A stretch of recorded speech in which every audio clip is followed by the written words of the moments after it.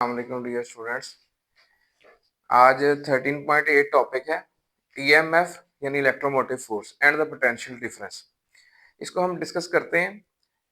ये एक सिंपल सा सर्किट बना हुआ है जिसमें एक बैटरी लगी हुई है, उसकी ईएमएफ ई है, और ये आपके पास एक रेजिस्टर लगा हुआ है। इसमें एक स्टेडी करंट फ्लो कर रहा है, यानी इसमें एक चार्ज है डेल्टा क्यू चार्ज, वो इसमें जो है वो गुजर रहा है।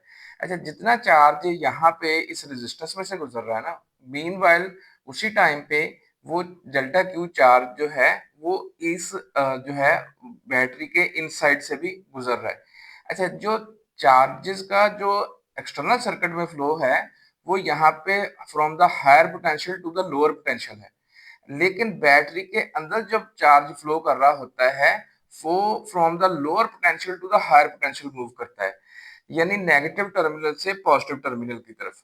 आपको पता है कि आपके पास जो डेल्टा क्यू अगर वो से पॉजिटिव चार्ज है, तो पॉजिटिव चार्ज की तो टेंडेंसी है कि उसने हायर पोटेंशियल से लोअर पोटेंशियल मूव करना है। तो बैटरी के अंदर वो लोअर पोटेंशियल से हायर पोटेंशियल को क्यों कर मूव कर रहा है? असल में ये जो एक्सटर्नल सर्किट में चार्ज जो मूव कर रहा है वो हायर पोटेंशियल से लोअर पोटेंशियल की तरफ है, क्योंकि चार्ज जो है वो उस वक्त ये मूव करता है, और चार्ज की ये टेंडेंसी है कि वो हायर पोटेंशियल से लोअर पोटेंशियल की तरफ जो है वो मूव करता है। तो ये मूव करते हुए वो चार्ज जो है वो अपनी एनर्जी जो है सर्व करता है। जब वो यहाँ पे आता है तो उसके पास एनर्जी नहीं है। अब उसने खुद ही जो है वो पॉजिटिव टर्मिनल पे जाना नहीं है।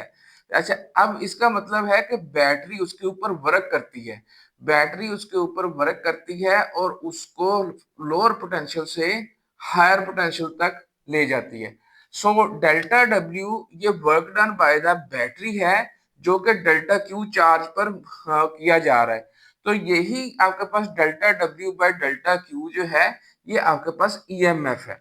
सो जो आप जो वर्क हो रहा है, वर्क का यूनिट जूल है और चार्ज का यूनिट कूलम है। तो ईएमएफ का यूनिट भी जूल पर कूलम यानी वोल्ट ही है। तो ईएमएफ का यूनिट जो है वो बच्चे समझ लेते हैं कि शायद ये कोई आपका जैसे ये इलेक्ट्रोमोटिव फोर्स लिखा हुआ है तो इसका यूनिट न्यूटन है। नो, इसका यूनिट जो है वो वोल्ट ही है, क्योंकि ईएमएफ जो है वो सोर्स का किया गया काम ही है यूनिट चार्ज के ऊपर जो वो करता है। यानी अगर आपके पास जो है वो ईएमएफ किसी आपके पास जो है बैटरी की वो अगर 12 वोल्ट है, तो इसका मतलब है कि उसमें एक कूलम चार्ज यानी यूनिट चार्ज को उसके लोअर पोटेंशियल से हायर पोटेंशियल यानी नेगेटिव टर्मिनल से पॉजिटिव टर्मिनल पर तक ले जाने के लिए उसके ऊपर 12 जूल जो है वो वर्क करती है। कौन करती है? बैटरी करती है। असल में बैटरी जो है वो केमिकल एनर्जी को इलेक्ट्रिकल एनर्जी में कन्वर्ट करती है। तो ईएमएफ जो होती है वो हमेशा सोर्स की होती है, यानी जहां पे चार्जेस के ऊपर वर्क किया जाता है, और जो पोटेंशियल डिफरेंस होता है वहां पे चार्ज वर्क कर रहा होता है, यानी चार्ज के पास जो एनर्जी आई हुई होती है वो उस एनर्जी को डिलीवर कर रहा होता है। यानी यहाँ पे जो है ये सोर्स ऑफ इलेक्ट्रिकल एनर्जी है। यहाँ पे अगर बैटरी वगैरह है तो उसमें केमिकल एनर्जी इलेक्ट्रिकल एनर्जी में कन्वर्ट हो रही होती है। तो ईएमएफ हमेशा सोर्स की होती है। और उसके बाद यहाँ पे जब चार्ज गुजर रहा है किसी रेजिस्टेंस में से, तो यहाँ पे वो अपनी जो उसके पास एनर्जी आई हुई है वो उस एनर्जी को जो है वो खर्च करता है, यानी वर्क करता है। यहाँ यानी ईएमएफ की बात जब हो रही होती है वहां चार्जेस को एनर्जी मिल रही होती है, और जब पोटेंशियल डिफरेंस की बात हो रही होती है तो वहां पे चार्ज एनर्जी खर्च कर रहा हुआ होता है, यानी चार्ज खुद वर्क कर रहा होता है। होपफुली यहाँ पे आपको बात समझ में आ गई है। अच्छा, अब जब यहाँ पे जो आपके पास बैटरी के सेल्स हैं, ठीक है, उसमें आपके पास जो है वो केमिकल एनर्जी इलेक्ट्रिकल एनर्जी में कन्वर्ट हो रही है। ठीक है, यहाँ पे जो आपके पास डेल्टा डब्ल्यू वर्क किया जा रहा है डेल्टा क्यू चार्ज पे, उसी की बुनियाद पे हम ये ईएमएफ जो है वो उसको डिफाइन करते हैं। अच्छा, जब ये चार्जेस यहाँ मूव कर रहे होते हैं तो इस बैटरी का जो इलेक्ट्रोलाइट्स है यानी वो सोल्यूशन जो है उसकी अपनी एक रेजिस्टेंस है, जो कि internal resistance of the battery कहलाती है। इसको यहाँ पे शो करने के लिए हमने सीरीज में यहाँ पे ये जो आर रेजिस्टेंस एक लगाई है, स्मॉल आर से रिप्रेजेंट किया है। ये internal resistance of the battery है जो कि उस इलेक्ट्रोलाइट की रेजिस्टेंस होती है। अच्छा, यहाँ पे आपके पास यही सर्किट समझ लें कि हमने दोबारा बनाया हुआ है।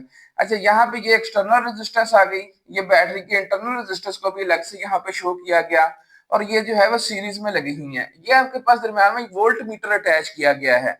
जब ये स्विच आप क्लोज कर देंगे तो आप देखें कि आपके पास जैसे ओहम्स लॉ होता है कि V is equal to I R, तो आप देखें कि ये जो ईएमएफ का यूनिट है ये भी आपके पास जो है वो वोल्ट ही है। तो हम इसको ईएमएफ को कहेंगे कि ये आई और इनटू ये जो इसका जो टोटल रेजिस्टेंस है, क्योंकि ये रेजिस्टेंस सीरीज में लगी हुई है, तो सीरीज में जब रेजिस्टेंस लगती हैं तो उनकी equivalent resistance R1 plus R2 plus R3 so on होती है। यहाँ पे तो सीरीज में रेजिस्टेंस दो लगी हैं, capital R and small r। Capital R जो है वो एक्सटर्नल रेजिस्टेंस है और स्मॉल r जो है इंटरनल रेजिस्टेंस है। सो इनकी combined resistance R plus R होगी। और जैसे हम ओम्स लॉ में I is equal to V over R लिखते हैं, तो ऐसे ही I करंट जानने के लिए हम इज इक्वल टू लिखेंगे कि ईएमएफ जो बैटरी प्रोवाइड कर रही है ओवर जो सर्किट की टोटल रेजिस्टेंस है। सो यहाँ पे अगर हमने ईएमएफ फाइंड करनी है तो इस R प्लस R को उठा के इधर मल्टीप्लाई करना पड़ेगा। तो आपके पास EMF will be is equal to I into capital R plus I into small r। ये जो लेफ्ट साइड पे लिखा हुआ है ये है energy supplied to the unit charge, यानी यूनिट चार्ज को कितनी एनर्जी जो है वो सप्लाई की गई। और यहाँ पे जो राइट साइड पे है ये एनर्जी डेसिपेट हो रही है, खर्च हो रही है एनर्जी। तो एनर्जी दो जगह पे डेसिपेट हो रही है, उसकी इंटरनल रेजिस्टेंस में भी डेसिपेट हो रही है और जो एक्सटर्नल रेजिस्टेंस लगी हुई है उस पर भी डेसिपेट हो रही है। जो एक्सटर्नल रेजिस्टेंस पे डेसिपेट एनर्जी हो रही है, ठीक है, वही आपके पास जो है वो जो यूनिट चार्ज जितनी डेसिपेट कर रहा है, एनर्जी खर्च कर रहा है इन द एक्सटर्नल रेजिस्टेंस, वही आपके पास जो है वो पोटेंशियल ड्रॉप होता है अक्रॉस द रेजिस्टेंस। सो ये जो potential drop across the resistance है उसके लिए ये जो स्विच है ये क्लोज होना चाहिए। When switch S is closed तो लाजमी आई करंट इसमें से फ्लो करेगा, और जो आई करंट फ्लो करेगा उसकी वजह से आपके पास जो टर्मिनल पोटेंशियल डिफरेंस होगा, यानी यहाँ पे जब हम इसको वोल्ट मीटर को कनेक्ट करेंगे और जो यहाँ पे जो टर्मिनल पोटेंशियल डिफरेंस होगा वो उस वक्त पोटेंशियल डिफरेंस यानी पोटेंशियल ड्रॉप को रिप्रेजेंट कर रहा होगा जो इस रेजिस्टेंस के अतराफ हो रहा है। सो आई इसमें से करंट फ्लो कर रहा है इस रेजिस्टेंस में से, कैपिटल आर रेजिस्टेंस में से। सो आई इंटू आर ये वो पोटेंशियल ड्रॉप है जो इस रेजिस्टेंस के अतराफ हो रहा है, और वही ये वोल्ट मीटर जो है वो हमें शो भी कर रहा होगा। सो ये किसके इक्वल होगा, यहाँ से अगर आई आर की वैल्यू निकालें तो ये ई माइनस आई आर यानी EMF of the battery minus ये जो एनर्जी डेसिपेट हो रही है by the unit charge internal resistance में, तो ये जो वो शो की गई है। सो आपके पास जो है जब करंट फ्लो हो रहा होगा तो आपके पास जो टर्मिनल पोटेंशियल डिफरेंस होगा वो पोटेंशियल ड्रॉप को यानी पोटेंशियल डिफरेंस को रिप्रेजेंट कर रहा होगा, और वो ई माइनस आई आर होगा, ईएमएफ माइनस आई आर। अच्छा, अब जब हम इस स्विच को अगर ओपन कर दें, अगर स्विच को ओपन कर दें इसका मतलब है कि कोई करंट जो है वो फ्लो नहीं हो रहा। सो इस रेजिस्टेंस में से भी जब कोई करंट ही यहाँ पे फ्लो हो रहा है तो ना कोई एक्सटर्नल रेजिस्टेंस में से करंट फ्लो हो रहा है ना कोई इंटरनल रेजिस्टेंस में से करंट फ्लो हो रहा है। उस वक्त ये जो आपका पास वोल्ट मीटर लगा हुआ होगा ये बैटरी की ईएमएफ को शो कर रहा होगा। अच्छा, इसका मतलब है when switch S is open तो आई करंट जो है वो जीरो होगा, तो टर्मिनल पोटेंशियल डिफरेंस जो है वो फिर ईएमएफ को जाहिर करेगा। यानी अगर आप यानी आपने ये वोल्ट मीटर लगाया है, अगर आप देखना चाह रहे हैं कि बैटरी की ईएमएफ कितनी है तो आपको सर्किट का करंट जीरो करना पड़ेगा, यानी इस स्विच को ओपन करना पड़ेगा। जब स्विच ओपन कर देंगे कोई करंट फ्लो नहीं करेगा, उस वक्त आपके पास जो ये वोल्ट मीटर होगा ये बैटरी की ईएमएफ दे रहा होगा, क्योंकि यहाँ पे चार्जेस को एनर्जी मिल चुकी है, वो हायर पोटेंशियल पे पहुंच चुके हैं। यहाँ पे ये जो टर्मिनल पोटेंशियल डिफरेंस होगा यानी बैटरी के दोनों टर्मिनल्स के दरमियान जो पोटेंशियल डिफरेंस होगा वो उस वक्त ईएमएफ शो कर रहा होगा। जैसे ही लेकिन आप ये स्विच क्लोज करेंगे इसमें एक करंट फ्लो होना शुरू हो जाएगा, जो आपको जो एक्सटर्नल रेजिस्टेंस में से भी फ्लो हो रहा है और यहाँ पे इंटरनल रेजिस्टेंस में से भी फ्लो हो रहा है। सो या इस वक्त फिर ये वोल्ट मीटर जो है ये ईएमएफ नहीं दे रहा होगा। ईएमएफ के लिए लाजमी शर्त है कि यहाँ पे करंट जो है वो जीरो होना चाहिए। जब यहाँ पे स्विच क्लोज किया हुआ है, अब करंट जीरो नहीं है तो करंट फ्लो हो रहा है, तो एक्सटर्नल रेजिस्टेंस में से भी फ्लो हो रहा है और इंटरनल रेजिस्टेंस में से भी फ्लो हो रहा है। उस वक्त जो आपके पास जो रीडिंग ये वोल्ट मीटर देगा वो पोटेंशियल ड्रॉप होगा अक्रॉस दिस रेजिस्टेंस, और वो जो वैल्यू होगी वो ईएमएफ से कम होगी। कितना फैक्टर कम होगी, आई इंटू स्मॉल आर कम होगी। तो जो इंटरनल रेजिस्टेंस में से गुजरते हुए जो पोटेंशियल ड्रॉप होगा वो पोटेंशियल ड्रॉप जो है वो ईएमएफ में से माइनस हो जाएगा। तो इस वजह से जो terminal potential difference when the current is flowing, तो वो आपके पास जो है वो पोटेंशियल ड्रॉप है यानी पोटेंशियल डिफरेंस है। तो इसी वजह से हम जो है वो नोट भी करते हैं कि जैसे आपने स्विच जब ओपन किया है, आपके पास फॉर एग्जांपल ईएमएफ आ रही है 13.8 वोल्ट, लेकिन जब आपने स्विच क्लोज कर दिया, ठीक है, उस वक्त आपके पास यही जो टर्मिनल पोटेंशियल डिफरेंस है, जो कि एक्चुअली क्या है, आई आर है, ये आपको आई आर की वैल्यू फॉर एग्जांपल आ रही है 13 वोल्ट। तो इसका मतलब है कि ये जो इनका जो डिफरेंस है, यानी आपके पास जो टर्मिनल पोटेंशियल डिफरेंस है, टर्मिनल पोटेंशियल है, ये ई माइनस आई आर के चूंकि इक्वल होता है। तो इनका जो आपके पास जो है यानी ईएमएफ है आपके पास 13.8, ठीक है। और जब आपके पास जो है करंट फ्लो हो रहा है, उस वक्त आपके पास जो पोटेंशियल ड्रॉप आ रहा है यानी टर्मिनल पोटेंशियल जो आ रहा है वो 13 वोल्ट आ रहा है।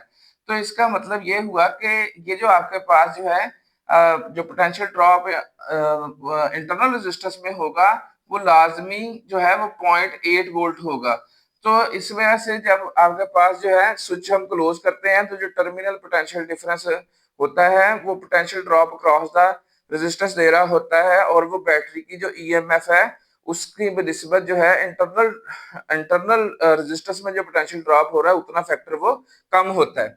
अच्छा, अब हम इससे आगे चलते हैं कि पावर डिलीवर्ड का कब मैक्सिमम होगी। जब आपके पास ऐसे एक बैटरी लगी हुई है, उसके साथ एक एक्सटर्नल रेजिस्टेंस लगी हुई है, तो एक्सटर्नल रेजिस्टेंस में से आई करंट जो है वो पास हो रहा है, पावर डिलीवर्ड हो रही है, यानी चार्जेस जो है वो पावर डिलीवर कर रहे हैं। तो पावर डिलीवर्ड मैक्सिमम कब होगी, उसके लिए हम चलते हैं पावर के बेसिक रिलेशन की तरफ। पावर का basic relation I into V होता है, आपको पता है। आई जो है वो उसमें से पास होने वाला करंट है किसी रजिस्टर में से, और उसके तरफ जो पोटेंशियल डिफरेंस है वो ये वी है। सो हमें पता है कि V is equal to I R होता है ओहम्स लॉ। अगर हम V की जगह पे आई आर पुट कर दें, आपके पास रिलेशन आई स्क्वायर आर बन जाता है। अब I की वैल्यू जो है ये हमने यही इस्तेमाल यहाँ पे की है, E over capital R plus small R. I का चूंकि स्केयर है तो इसका स्केयर होगा, इनटू ये आपके पास R आ गया। अच्छा, अब ये E का स्केयर यानी ईएमएफ का square over R plus R square. अच्छा, यहां से बात हम आगे थोड़ी सी लेके चलते हैं कि जब आपके पास एक फार्मूला है कि a प्लस बी होल का square is equal to a minus B whole square plus 4ab। आप सोच रहे होंगे कि ये फार्मूला कहाँ से आया, ये बहुत इजी है। देखिए, आपको पता है कि a plus B whole square is equal to a square plus 2ab plus b square होता है, और a minus B whole square a square minus 2ab plus b square होता है। अगर हम इनका डिफरेंस लें, यानी ऊपर वाली इक्वेशन में से नीचे वाली इक्वेशन अगर हम माइनस कर दें, तो ये ए स्केयर जमा का था माइनस का हो गया, ये माइनस 2ab था प्लस 2ab हो गया, ये प्लस बी स्केयर था तो माइनस बी स्केयर हो गया। अच्छा, ये ए माइनस बी होल का स्केयर था, ये पहले प्लस का था, अब माइनस का हो गया। अच्छा, जब हमने इनको माइनस किया है तो ये ए स्केयर प्लस का और माइनस का कट जाएंगे, बी स्केयर प्लस का और माइनस का कट जाएंगे, 2ab प्लस 2ab आंसर आ जाएगा इधर आपके पास 4ab। यानी इस फैक्टर को यहाँ पे ये माइनस का है, अगर हम उधर ले जाएं तो ये प्लस का हो जाएगा। तो आपके पास a plus B whole square आ गया, a minus B whole square plus 4ab। यानी आपके पास अगर यहाँ पे r प्लस स्मॉल r का स्केयर हो, तो हम उसको लिख सकते हैं r माइनस स्मॉल r का square plus 4 capital R into small r। तो इसी फार्मूले की बुनियाद पे हमने ये जो r प्लस आर होल का स्केयर लिखा हुआ है, इसको हम ये लिख सकते हैं r minus r whole square plus 4r into small r। ये आपके पास पावर का रिलेशन आ गया जो हमने basic relation I into V से ही ड्राइव किया है। अच्छा, अब गौर करें कि इस पावर के रिलेशन का आंसर कब मैक्सिमम होगा। इसका मतलब है जब इसका ये डिनोमिनेटर जो है ये लीस्ट होगा, यानी कम से कम होगा। डिनोमिनेटर लीस्ट किस वक्त होगा, जब आपके पास ये फैक्टर जो है ये जीरो हो जाएगा। ये फैक्टर किस वक्त जीरो होगा, जब कैपिटल आर यानी एक्सटर्नल रेजिस्टेंस बराबर होगी इंटरनल रेजिस्टेंस के। सो हम पुट कर देते हैं कि एक्सटर्नल रेजिस्टेंस को इंटरनल रेजिस्टेंस के इक्वल पुट कर देते हैं। तो हमारे पास ये देखें कि जब हम इनको इक्वल पुट करेंगे, ये वाला हिस्सा जीरो हो गया, ठीक है। अब आपके पास जो जितनी इंटरनल रेजिस्टेंस थी उतनी ही एक्सटर्नल रेजिस्टेंस है, तो हमने स्मॉल आर को भी कैपिटल आर से ही क्या कर दिया, रिप्लेस कर दिया। अच्छा, अब यहाँ पे देखें कि आपके पास जो है स्मॉल आर को रिप्लेस कर दिया कैपिटल आर से, तो यहाँ आपके पास आ गया E square into R over 4 into R का स्केयर। यहाँ पे आर इस एक आर से कट गया, आपके पास आंसर आ गया ई स्केयर बाय 4r। यानी आपके पास जो है पावर मैक्सिमम का ये रिलेशन है, वो कब पावर मैक्सिमम होगी, जब आपके पास जो है ये वाली कंडीशन होगी कि आपके पास जो एक्सटर्नल रेजिस्टेंस है वो इंटरनल रेजिस्टेंस के इक्वल होगी। Hopefully answer the question. फिर मिलते हैं नेक्स्ट टॉपिक के साथ।